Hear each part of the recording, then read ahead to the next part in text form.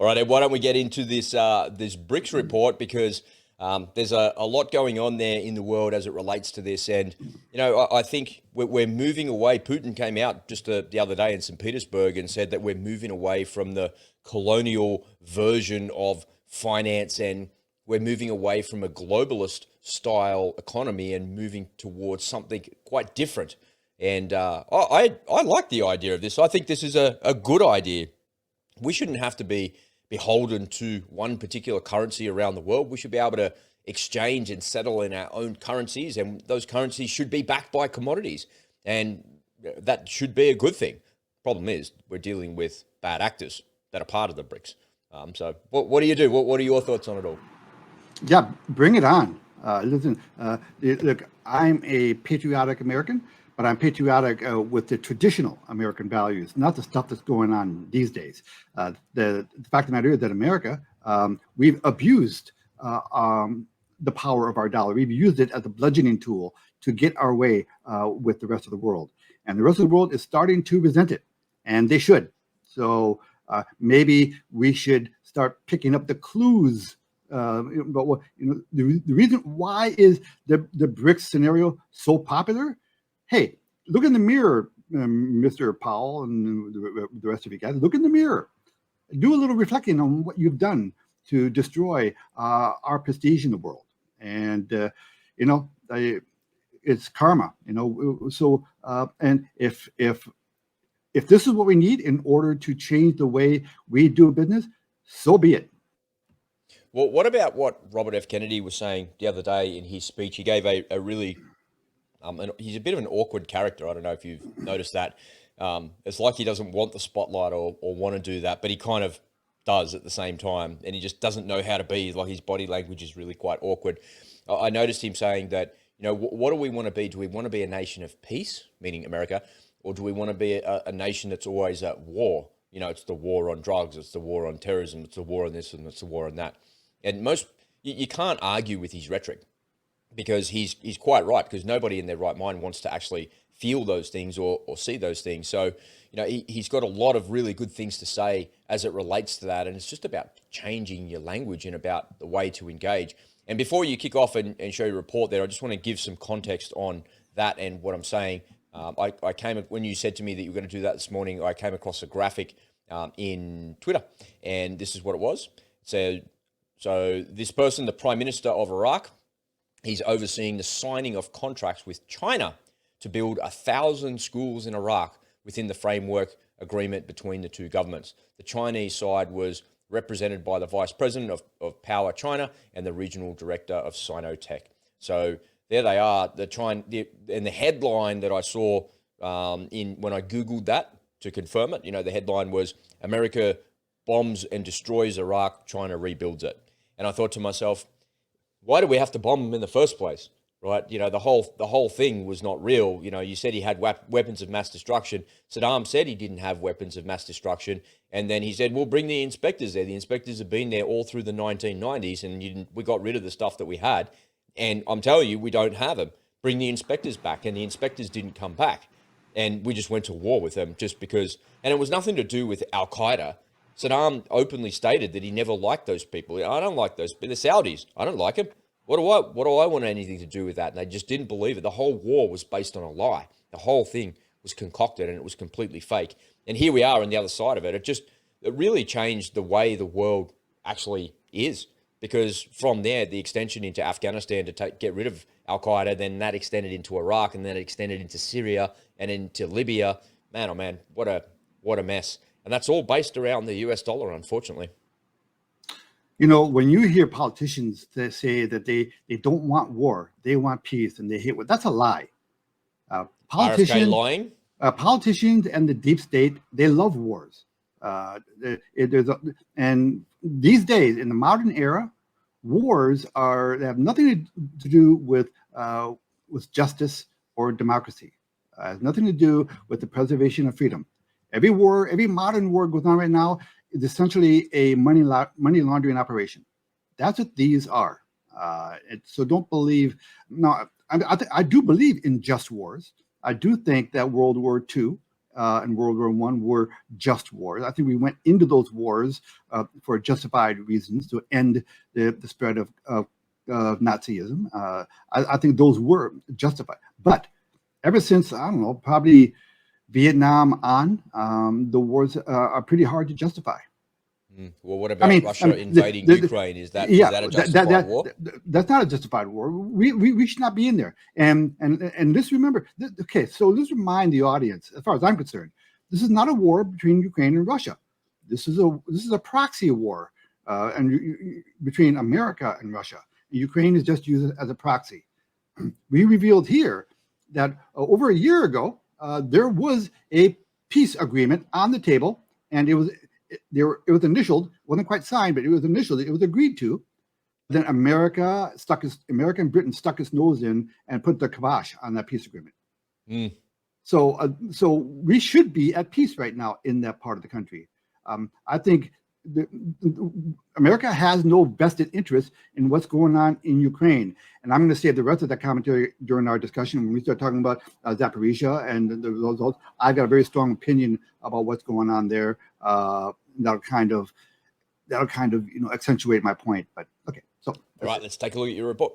All right. Okay, so if you are veterans to either the Unspoken Truth or the Hey Ed YouTube channel, you have heard us talk an awful lot about the pending shakeup in the world monetary system and the role that the BRICS coalition plays in that. But I want to emphasize an upcoming event that could be the starting point of this new shakeup. So let's talk about it. I got a bad feeling about this. Okay, so remind you what the term BRICS means. BRICS is an acronym, BRICS, which stands for Brazil, Russia, India, China, and South Africa. Now, this coalition really consists of much more than those countries now. So now we refer to it as BRICS Plus. But to keep things simple, I will always just refer to this coalition as the BRICS Coalition, okay? But just to remind you what this is a coalition of countries who are joining forces to provide an alternative to the U.S. petrodollar. So the U.S. dollar is still considered the world's reserve currency, but that has diminished quite a bit over just the past couple of years. And the monetary policies that the U.S. has pursued over the last couple of decades has been very detrimental to the power of the U.S. dollar. So what is this upcoming event that could accelerate the introduction of an alternative monetary system, an alternative to the US dollar? Well, for that, I want to turn to an article out of Zero Hedge today that does a good job of explaining this. So let's take a look at that article. Okay, the biggest monetary shock in 52 years. I recently revealed that the so-called BRICS countries will announce the creation of a new currency at its annual Leaders Summit conference on August 22nd to the 24th. This will be the biggest upheaval in international finance since 1971, and is taking direct aim at the US dollar. It appears likely that the new BRICS Plus currency will be linked to a weight of gold. This plays to the strengths of BRICS members Russia and China. These countries are the two largest gold producers in the world and are ranked 6th and 7th, respectively, among the 100 nations with gold reserves. Okay, so what he's talking about here is the prospect that this new currency that these BRICS coalition are trying to develop will be backed by gold, which means it will be the only currency in the world that's backed by an actual commodity. Remember, the US dollar, there are no fiat currencies in the world that are backed by anything right now. The US dollar is not backed by anything. It is literally just pieces of paper. But let's go back to the article, because this is the point that I really want you to take out of this whole discussion. One difficulty in the impact of the new BRICS currency on the dollar is that all dollar indexes compare currency to currency, but that's meaningless since the dollar, euro, and sterling could all suffer from a loss of confidence at the same time. Now, this is really what I want you to pay attention to. If gold goes from $2,000 to $10,000 per ounce, that is better understood as an 80% devaluation of the dollar from 0.0005 ounces per dollar to 0.0001 ounces per dollar. That's a cost, but you'll miss it if you're looking at euros or yen. Those currencies will all be collapsing at the same time. The only objective metric for dollar strength is the dollar price of gold by weight, since gold is not a central bank currency. This resolves any valuation conundrum as follows. Number one, dollar strength can only be properly measured in gold.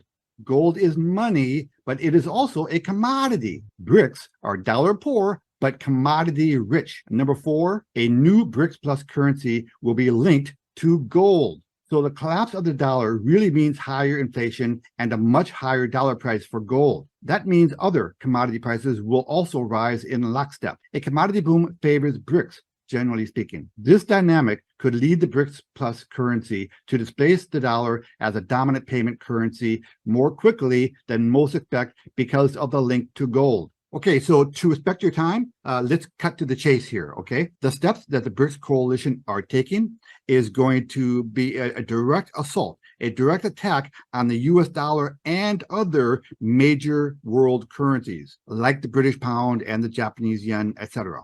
The West is a debt-based monetary system. The East, Russia, China, basically the BRICS nations, they're commodity-based economies. The upshot of all this is that the US dollar is at risk. Now, I know that I've been talking about this for a while now. Those people who are veterans to my Hey Ed YouTube channel know that I've been talking about this ever since I started my channel. And sometimes along the way, they say, Ed, your prediction hasn't come true. Well, listen, events like this take time. It is like trying to turn a battleship or carrier, okay? It takes a while for it to happen. But the BRICS Plus coalition, they've been laying the groundwork now for years. And now they're fast approaching the final piece of the puzzle. And that is linking their new currency to an actual commodity, gold, or something else. It might be a basket of commodities as far as we know. Now, this upcoming meeting in late August, they might announce the actual construction of this new alternative currency. We don't know yet, okay? But whether the specifics are actually announced in this upcoming meeting or it takes a little bit longer, the long knives are out for the US dollar. So you do not want to wake up one day and be surprised by this. You want to plan for it. There's a reason why we have the mantra that we do at the Unspoken Truth and on the Hey Ed YouTube channel. Reduce your exposure to your bank, buy some gold and silver, and establish streams of passive recurring income. You need to get prepared. You don't want to be a victim of this. If gold, silver, and other precious commodities start to go up dramatically, we could see hyperinflation here in America.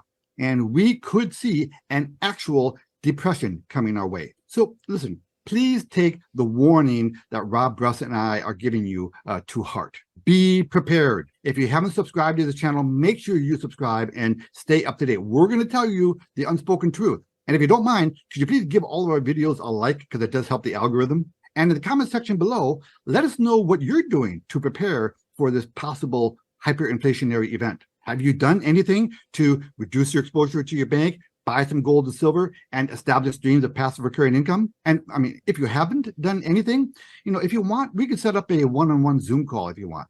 Just shoot us a message. All the contact information will be in the description below. So that's my little alert for the day. Hope that helps. Again, you nailed it. Such a complicated subject and very, very hard to understand because it encompasses so many things.